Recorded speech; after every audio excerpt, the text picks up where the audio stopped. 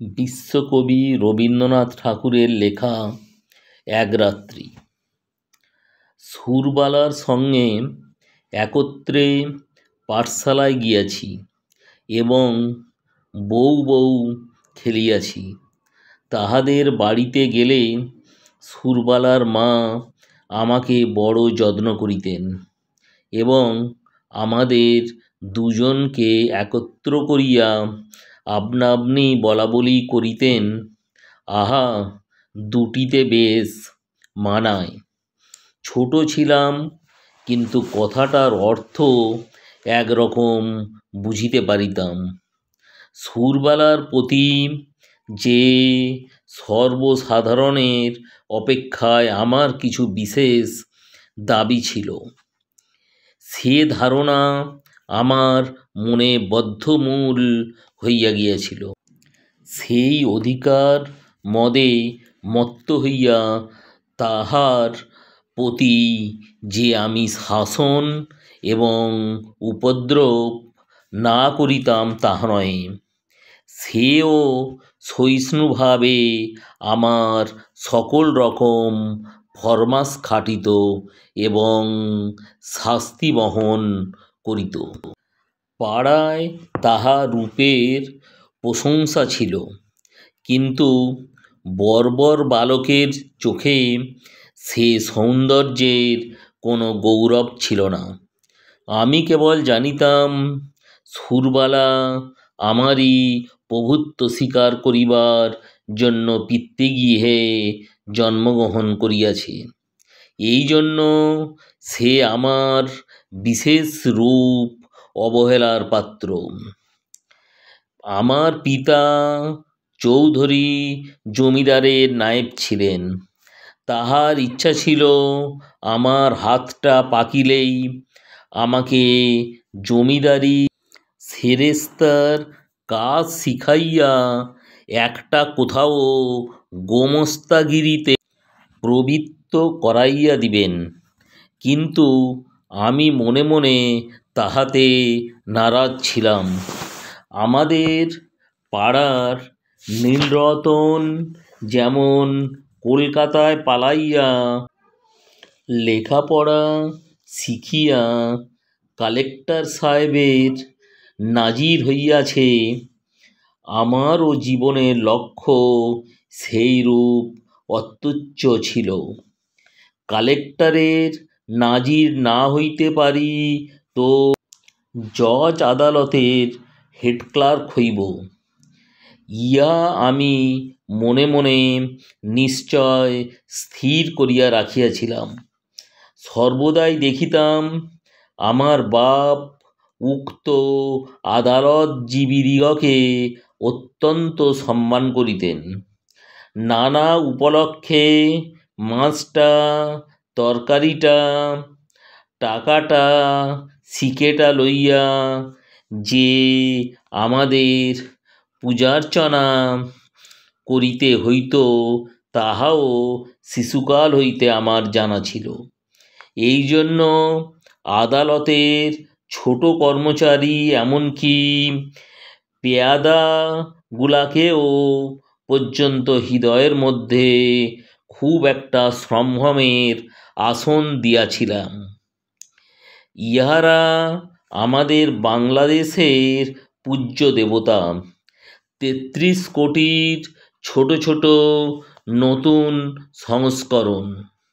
বৈষয়িক সিদ্ধিলাভ সম্বন্ধে স্বয়ং সিদ্ধিদাতা গণেশ অপেক্ষায় ইহাদের প্রতি লোকের আন্তরিক নির্ভর ঢের বেশি। সুতরাং পূর্বে গণেশের যাহা কিছু পাওনা ছিল, আজকাল ইহারাই তাহা সমস্ত পাইয়া থাকেন। আমিও নীলরতনের দৃষ্টান্তে উৎসাহিত হইয়া এক সময় বিশেষ সুবিধাযোগে কলকাতায় পালাইয়া গেলাম। প্রথমে গ্রামের একটি আলাপি লোকের বাসায় ছিলাম। তাহার পরে বাপের কাজ হইতে ও কিছু কিছু অধ্যয়নের সাহায্য পাইতে লাগিলাম। লেখাপড়া যথা নিয়মে চলিতে লাগিল। ইহার উপর আবার সভা সমিতিতেও যোগ দিতাম। দেশের জন্য হঠাৎ প্রাণ বিসর্জন করা যে আশু আবশ্যক এ সম্বন্ধে আমার সন্দেহ ছিল না, কিন্তু কি করিয়া উক্ত দুঃসাধ্য কাজ করা যাইতে পারে আমি জানিতাম না, এবং কেহ দৃষ্টান্ত দেখাইত না। কিন্তু তাহা বলিয়া উৎসাহের কোনো ত্রুটি ছিল না। আমরা পাড়াগে ছেলে কলকাতার ইঁচড়ে পাকা ছেলের মতো সকল জিনিসকেই পরিহাস করিতে শিখে নাই। সুতরাং আমাদের নিষ্ঠা অত্যন্ত দৃঢ় ছিল। আমাদের সভার কর্তৃপক্ষীয়রা বক্তৃতা দিতেন এবং আমরা চাঁদার খাতা লইয়া না খাইয়া দুপুর রৌদ্রে টোটো করিয়া বাড়ি বাড়ি ভিক্ষা করিয়া বেড়াইতাম। রাস্তার ধারে দাঁড়াইয়া বিজ্ঞাপন বিলি করিতাম। সভাস্থলে গিয়া বেঞ্চি চৌকি সাজাইতাম। দলপতির নামে কেহ একটা কথা বলিলে কোমর বাঁধিয়া মারামারি করিতে উদ্যত হইতাম। শহরের ছেলেরা এই সব লক্ষণ দেখিয়া আমাদিগকে বাঙাল বলিত। নাজির সেরেস্তাদার হইতে আসিয়াছিলাম, কিন্তু মার্সিনি গারিবাল্ডি হইবার আয়োজন করিতে লাগিলাম। এমন সময়ে আমার পিতা এবং সুরবালার পিতা একমত হইয়া সুরবালার সহিত আমার বিবাহের জন্য উদ্যোগী হইলেন। আমি 15 বছর বয়সের সময় কলকাতায় পালাইয়া আসি। তখন সুরবালার বয়স 8, এখন আমি 18। পিতার মতে আমার বিবাহের বয়স ক্রমে উত্তীর্ণ হইয়া যাইতেছে, কিন্তু এদিকে আমি মনে মনে প্রতিজ্ঞা করিয়াছি আজীবন বিবাহ না করিয়া স্বদেশের জন্য মরিব।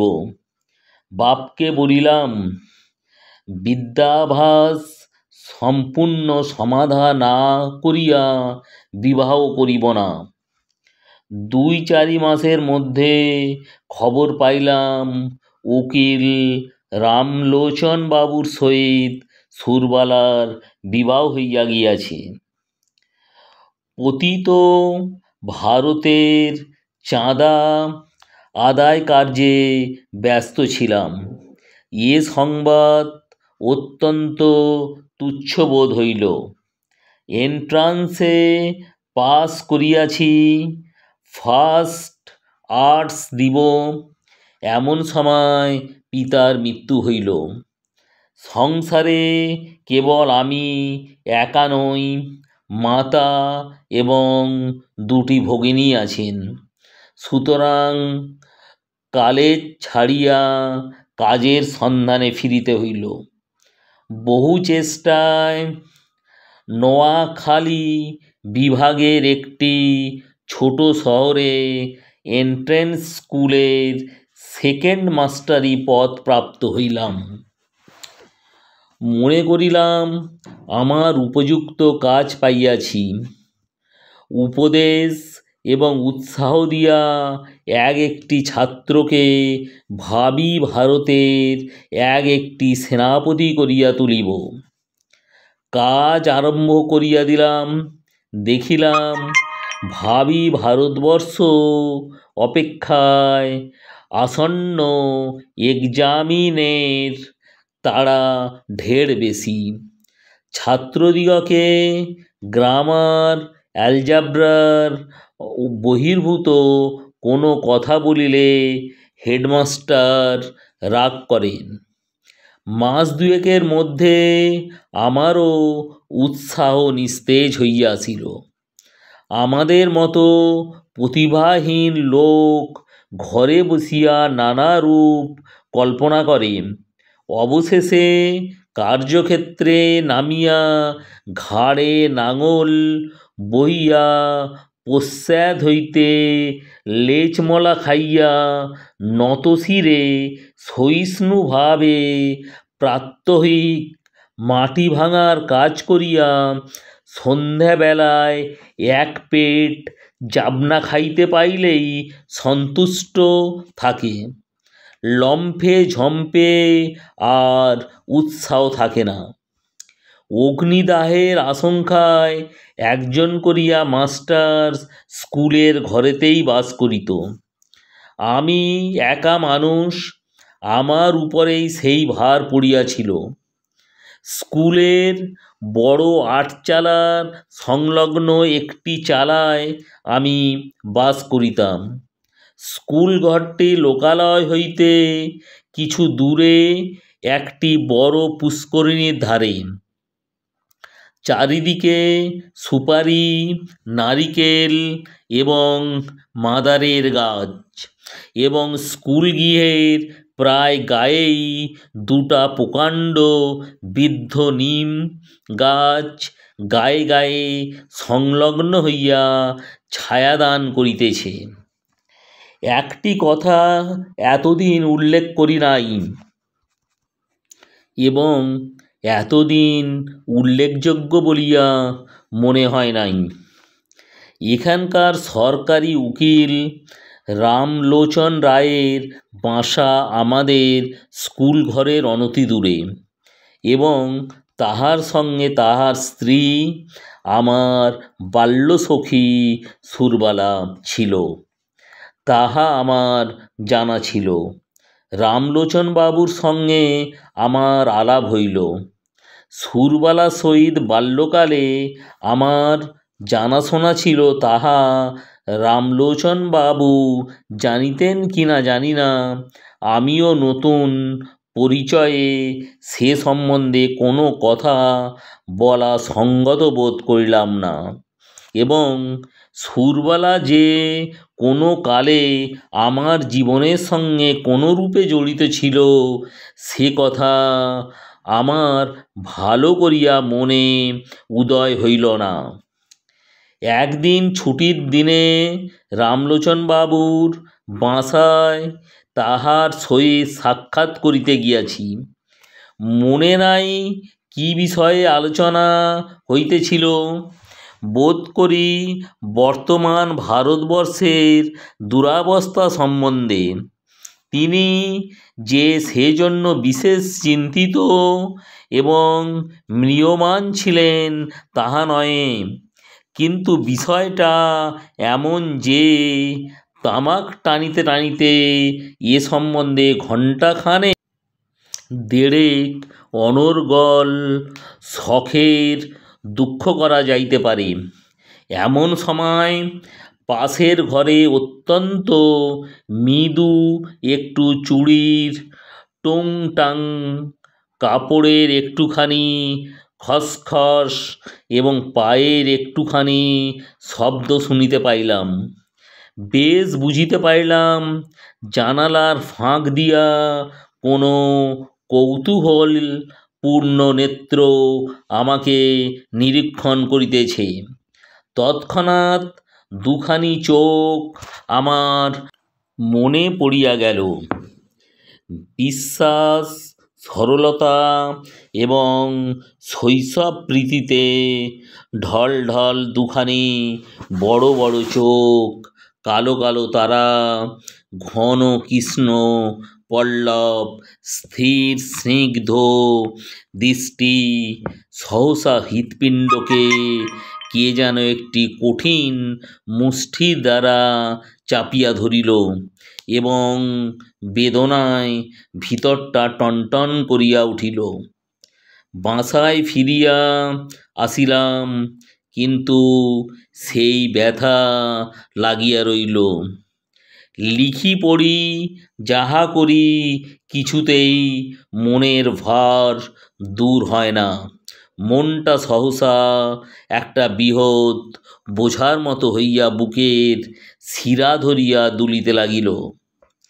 সন্ধ্যাবেলায় একটু স্থির হইয়া ভাবিতে লাগিলাম, এমনটা হইল কেন?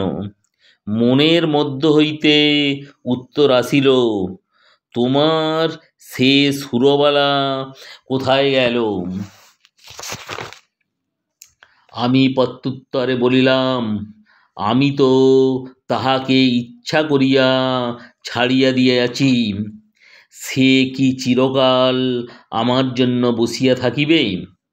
মনের ভিতরে কে বলিল, তখন যাহাকে ইচ্ছা করিলেই পাইতে পারিতে, এখন মাথা খুঁড়িয়া মরিলেও তাহাকে একবার চোখে দেখিবার অধিকারটুকুও পাইবে না।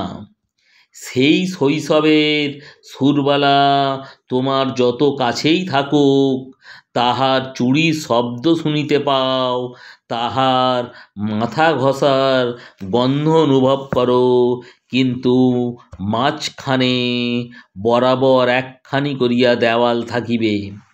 আমি বলিলাম, তা থাক না, সুরবালা আমার কে? উত্তর শুনিলাম, সুরবালা আজ তোমার কেহই নয়, কিন্তু সুরবালা তোমার কি না হইতে পারিত? সে কথা সত্য, সুরবালা আমার কি না হইতে পারিত? আমার সবচেয়ে অন্তরঙ্গ, আমার সবচেয়ে নিকটবর্তী, আমার জীবনের সমস্ত সুখ দুঃখ ভাগিনী হইতে পারিত। সে আজ এত দূর, এত পর, আজ তাহাকে দেখা নিষেধ, তাহার সঙ্গে কথা কওয়া দোষ, তাহার বিষয়ে চিন্তা করা পাপ। আর একটি রামলোচন কোথাও কিছু নাই, হঠাৎ আসিয়া উপস্থিত, কেবল গোটা দুয়েক মুখস্থ মন্ত্র পড়িয়া সুরবালাকে পৃথিবীর আর সকলের নিকট হইতে এক মুহূর্তে ছোঁ মারিয়া লইয়া গেল। আমি মানব সমাজে নতুন রীতি প্রচার করিতে বসি নাই, সমাজ ভাঙিতে আসি নাই, বন্ধন ছিঁড়িতে চাই না। আমি আমার মনের প্রকৃত ভাবটা ব্যক্ত করিতেছি মাত্র। আমার মনে যে সকল ভাব উদয় হয়, তাহার কি সবই বিবেচনা সঙ্গত? রামলোচনের গৃহভিত্তিক আড়ালে যে সুরবালা বিরাজ করিতেছিল, সে যে রামলোচনের অপেক্ষায়ও বেশি করিয়া আমার, এ কথা আমি কিছুতেই মন হইতে তাড়াইতে পারিতেছিলাম না।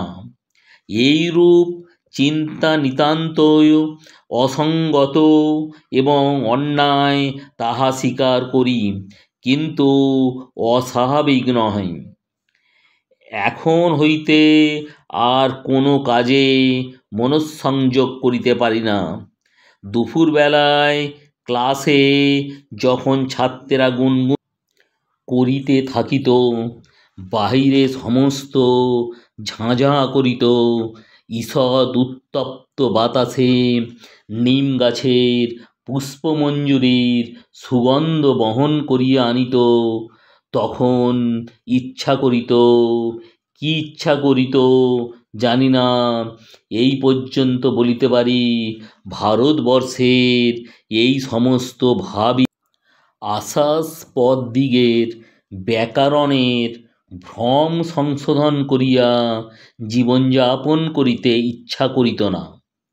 স্কুলের ছুটি হইয়া গেলে আমার বৃহৎ ঘরে একলা থাকিতে মন টিকিত না, অথচ কোনো ভদ্রলোক দেখা করিতে আসিলেও অসহ্য বোধ হইত। সন্ধ্যাবেলায় পুষ্করিণীর ধারে সুপারি নারিকেলের অর্থহীন মর্মর ধ্বনি শুনিতে শুনিতে ভাবিতাম, মনুষ্য সমাজ একটি জটিল ভ্রমের জাল। ঠিক সময়ে ঠিক কাজ করিতে কাহারও মনে পড়ে না, তাহার পরে বেঠিক সময়ে বেঠিক বাসনা লইয়া অস্থির হইয়া মরে। তোমার মতো লোক সুরবালার স্বামীটি হইয়া বুড়া বয়স পর্যন্ত বেশ সুখে থাকিতে পারিত। তুমি কিনা হইতে গেলে গাড়িবাল্ডি এবং হইলে শেষে একটি পাড়া গেঁ স্কুলের সেকেন্ড মাস্টার, আর রামলোচন রায় উকিল তাহার বিশেষ করিয়া সুরবালারই স্বামী হইবার কোনো জরুরি আবশ্যক ছিল না। বিবাহের পুরো মুহূর্ত পর্যন্ত তাহার পক্ষে সুরবালাও যেমন ভবশঙ্করীও তেমন।